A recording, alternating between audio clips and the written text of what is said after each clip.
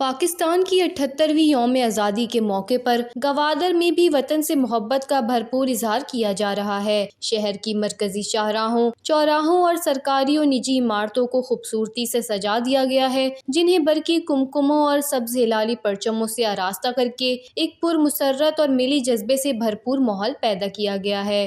Director general Gwadar development authority Moin ur Rahman Khan کی خصوصی ہدایت پر جی ڈی اے نے جشن آزادی کی تقریبات کو شایان شان انداز میں منانے کے لیے بھرپور انتظامات کیے۔ مرین ڈرائیو روڈ پر خصوصی تزئین و آرائش کی گئی، جہاں چراغاں نے منظر کو دلکش بنایا۔ ان اقدامات میں گوادر بلڈرز اینڈ ڈیولپرز ایسوسی ایشن نے کلیدی کردار ادا کیا، جس پر director general G D A نے ایسوسی ایشن کے chairman Ahmed Iqbal Baloch, senior vice chairman Faisal Idrees, vice chairman Asif Moon, secretary general Basit Mehmood Malik, executive ممبران باقر بلال، ابرار نیازی، ہمایوں سعید اور کوآرڈینیٹر طیب شاہین کو خراج تحسین پیش کیا۔ یہ سرگرمیاں نہ صرف آزادی کے جذبے کو تازہ کر رہی ہیں، بلکہ گوادر کی ترقی، خوبصورتی اور روشن مستقبل کے عزم کو بھی اجاگر کر رہی ہیں۔